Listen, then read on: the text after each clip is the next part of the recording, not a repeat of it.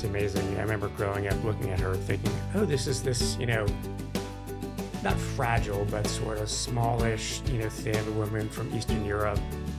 I certainly didn't think of her as a tough guy. Stories That Live in Us is a podcast that inspires you to form deep connections with your family, past, present, and future. I'm Krista Cowan, known online as the Barefoot Genealogist. I've spent my whole life discovering the power of family history, and I know that sharing the stories that live in you can change everything. When I first started working at Ancestry, one of my very first jobs was content acquisition over Europe. Basically, what that meant was I was responsible for finding contractors and individuals we could work with in those countries around Europe that would help us identify what historical records existed and then work with me to negotiate with the archives and libraries in order to acquire records that we could digitize for them and publish online. One of the sets of records that I was often made aware of was found in an archive in Bad Arolsen, Germany, and it was called the International Tracing Service, or ITS. It's an arm of the Red Cross. Now, here's what these records are. After the end of World War II, all of the Allied forces divided Germany into different zones. And as they went through after the war, helping with the refugee effort, helping with the cleanup efforts, they would collect the records that the Nazis had created of their own persecution. Like, they kept meticulous records about concentration camps, records about the experiments that they performed on people, records about the transfers that they made of individuals, records of the people that they murdered. And those records were then collected by the Allied forces, and they were all delivered to a facility in this tiny town in Germany by the different Allied forces. Over the course of the next 40 to 50 years, the Red Cross maintained control of those records in that facility. And the reason is because they developed what was called the International Tracing Service, the ITS. The ITS was responsible for helping individuals who had been displaced to find permanent homes. So they helped with the refugee camps. They helped get people resettled in Canada and the US and Australia, in different places in South America. And they used these records to help do that. Another thing that service provided was the opportunity for individuals to fill out a form seeking information about what had happened to their family members. And so you could fill out this application with what you knew, and you could submit it to the ITS, and they had researchers on staff who would go through this vast collection of the records of Nazi persecution, and they would see if they could determine if the family member had survived or died. And if they had survived, then the subsequent records the Red Cross had kept about refugee camps and placement, they would reconnect you with your surviving family members. And it was a valuable service, and it took years, decades of the Red Cross working to help reconnect some of these families. Now, here we are, nearly 80 years after that war ended, and there are still Holocaust survivors who have no connection with family members, who in some cases also still survive in other parts of the world because they didn't know the ITS existed or because they hadn't been able to make that connection. And there's some really great work going on in the world with individuals who are using Ancestry DNA, for example, to help reunite some of these individuals, who many of them are in the last years of their life. There's only a few survivors left. And so there's some incredible work happening, but the other bulk of work that is happening is connecting family members with the stories of what happened, both to the victims and to the survivors. So several years ago, I had the opportunity, having now been moved on to a different role at Ancestry, of working with the United States Holocaust Memorial Museum to help digitize some of their records.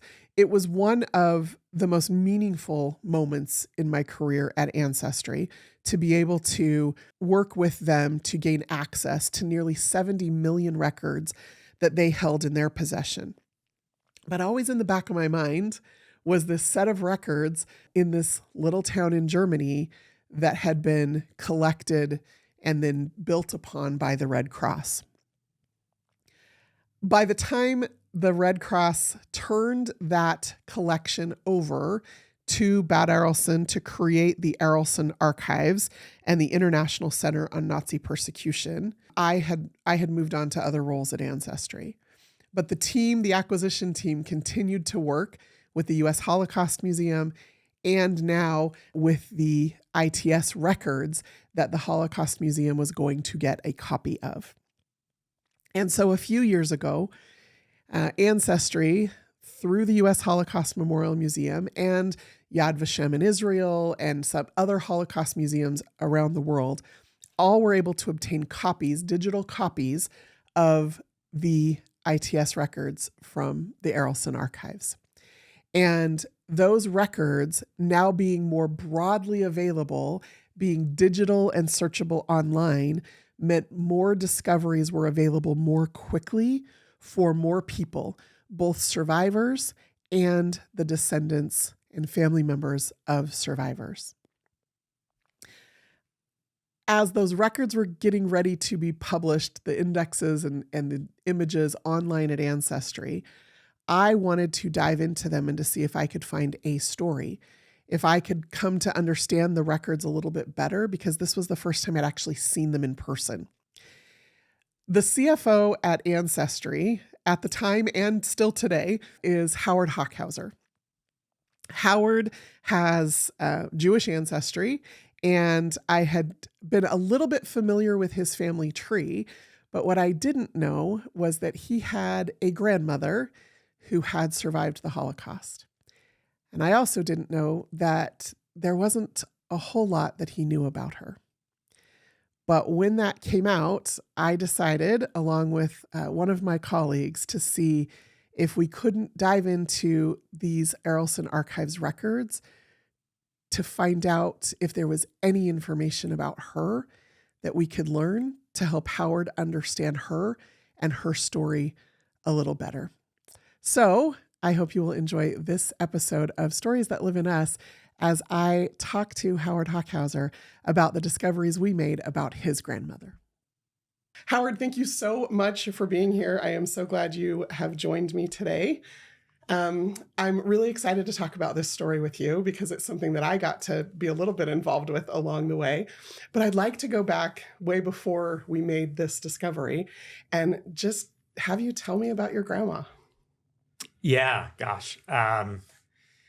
So I grew up. Let me start with my dad. My dad's mother passed away when he was 15, so that was in the 1950s. My grandfather, my dad's father, got remarried in 1970. I was actually born in 1970, so that's my grandmother, right? So he got remarried in 1970. That's Serena is the grandmother that I grew up with. Yeah. So how old was your dad when Serena came into the family? Oh gosh, 40s. Okay. So did he have concerns or did he get along with her right away? Like having a new mom all of a sudden at the age of 40 something, right? Yeah. Typical sort of stepmother interaction, I suppose. I also have a stepmother now. But no, she was welcomed into the family. But it's really interesting. She's from, both my grandmothers actually were Eastern European. And so they had this, sort of toughness about them. And I sort of vividly remember that about both of my grandparents. Yeah. And so as you were raised with Serena as your only grandmother, what kind of a grandmother was she as she interacted with her grandchildren? Oh, she was great. It's funny, I was on the drive in. I remember when I was a kid and, you'd have an upset stomach. And she, being from Eastern Europe, she would say, Howard, have a small glass of beer. So you were as a young kid, have a small glass of beer. Or just the food, we should have borscht, this beet juice, basically. We'd have chopped herring on Sundays. And to this day, I still do that which I sort of got from that. My kids look at me funny when I'm having cold fish with sour cream. But no, she was a loving, warm person. Yeah. And how long ago did she pass? So many years ago, back Okay. in the, before 2000. Okay. So at some point, you decided you wanted to learn more about her. What was the impetus for that? Really, working at Ancestry. Right. I joined Ancestry because I found my old man's draft card from my grandfather. And as it turned out, he had been living down the block from me in Lower Manhattan. I had no idea. And the first time I saw he was living on Pitt Street, I saw his signature. I'm like, oh my gosh, this, these old records are pretty powerful. And that's what actually, catalyzed me to move to Utah and join Ancestry. So doing my family tree, I knew she was in the Holocaust. Growing up, my parents had told me she got war reparation. I had a check from the German government for being in the Holocaust, but don't ask her about it. Mm. And gosh, just being around all these records and Ancestry sort of gave me the bug to find out more. Yeah. So there was a time a few years ago where the ITS records came available. And just for the benefit of those listening, the International Tracing Service in Germany is in a place called Bad Arolsen. And at the end of World War II, as the Allied forces moved in to Germany and the German-occupied territories, they scooped up the records and they delivered them to the Red Cross. And then the Red Cross used those records to help those who had survived the Holocaust find out what had happened to their families. So they were using those records to determine, were these people killed in the Holocaust? Were these people in refugee camps? Were they displaced? Were they relocated? And so starting at the end of World War II in the 1940s, for decades, the Red Cross ran this service to be able to help survivors locate family and find out what happened to them. And a few years ago, those records became more widely available to the world. They've been transferred from the Red Cross to a private company. That private company then is working with genealogy companies like Ancestry to get those records digitized, indexed, made more searchable, and available online. And as Ancestry got involved in that, you saw an opening. Yeah. And so that was really, I have the record here, that was eye-opening for me. That had the date she was put into a ghetto. That had the date she was moved to Auschwitz. It had the date she was put into forced labor, and then freedom. Yeah, right. So this whole experience that she had gone through on a card, essentially. Yeah. And that card represented records that had more details behind it. So we went digging. Yeah. And we found some of those records. In the things that we discovered, was there anything that was most surprising to you? Gosh. Well, even before we got to this record, I found her request to become her naturalization record request to become a citizen in the U.S. And it was this beautiful color image. It said she was a widow. I had no idea she was ever married. It had her former husband's name. I found out that she had actually didn't know what happened to him. I Googled his name, and he was part of a massacre. He was a doctor, along with 200 other people. They were forced to dig their own graves and murdered.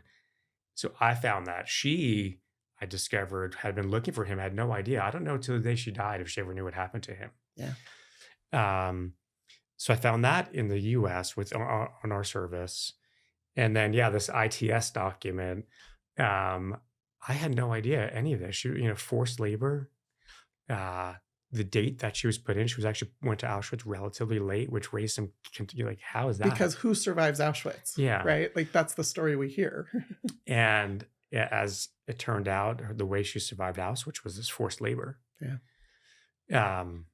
From that document, we found another document, which the name is just disturbing. This says the SS Hygiene Institute, right? It sounds like a noble thing. And then what I found out is what that meant is she was actually in a, forced human experiments for I think 3 weeks while she was at Auschwitz.